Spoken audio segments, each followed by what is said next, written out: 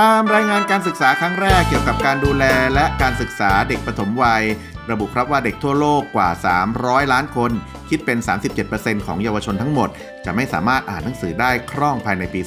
2030 หากไม่มีการดำเนินการใดๆอย่างเร่งด่วน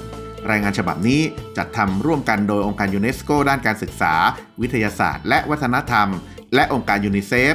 กองทุนเด็กแห่งสหประชาชาติเผยข้อมูลเชิงลึกและข้อเสนอแนะที่สำคัญมุ่งเน้นการปรับปรุงการศึกษาทั่วโลกผู้ช่วยอธิบดีใหญ่ฝ่ายการศึกษาของยูเนสโกกล่าวย้ำถึงประโยชน์อันยิ่งใหญ่ของการลงทุนในเด็กปฐมวัยการลงทุนในเด็กเล็กของเรานำมาซึ่งผลการตอบแทนที่สูงสุดทั้งในด้านสังคมและเศรษฐกิจถือเป็นการลงทุนที่ดีที่สุดที่ประเทศหนึ่งจะสามารถทำได้โดยต้นทุนของการไม่ลงทุนนั้นสูงมากดังนั้นผลงานวิจัยของเราจึงแสดงให้เห็นเช่นนั้นความคืบหน้าที่สำคัญเกิดขึ้นแล้วครับโดยมีประเทศถึง 95% ที่รายงานว่ามีนโยบายด้าน ECCE เพิ่มขึ้นจาก 40% เมื่อ 2 ปีที่แล้วซึ่งสะท้อนเห็นถึงการตระหนักรู้และความมุ่งมั่นในระดับโลกที่จะเพิ่มขึ้นเกี่ยวกับการศึกษาปฐมวัย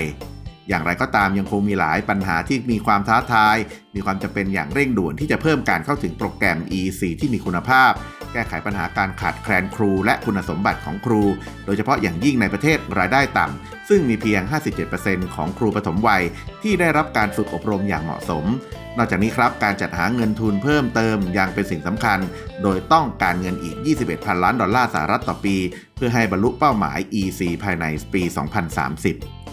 ความท้าทายในระบบการศึกษาของลาวครับโดยในประเทศลาวบุคลากรครูขาดแคลนไม่เพียงพอกับเด็กนักเรียนหรือปัญหาเด็กนักเรียนที่ลาออกกลางคันเพิ่มขึ้นในระดับเยาวชนเป็นปัญหาสำคัญระดับการศึกษาที่กำลังเผชิญอยู่กระทรวงศึกษาและการกีฬาของลาวระบุครับว่าจำนวนนักเรียนมัธยมศึกษาในชั้นประถมศึกษาปีที่ 4และชั้นมัธยมศึกษาปีที่ 1มีจำนวนลดลงซึ่งเป็นปีที่ 3 ติดต่อกันโดยเฉพาะอย่างยิ่งจำนวนนักเรียนที่เข้าสอบชั้นประถมศึกษาปีที่ 4ลดลงเหลือ 68,850 คนจาก 83,544 คนในปี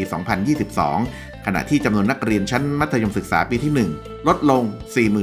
46,744 คนจาก 55,828 คนในช่วงเวลาเดียวกันนอกจากนี้ครับบัณฑิตจบใหม่กว่า 49,000 คนมีเพียงน้อยกว่า 10,000 คนที่ศึกษาต่อในระดับมหาวิทยาลัยขอบคุณข้อมูลข่าวจากสำนักข่าวลาวเทียนไทม์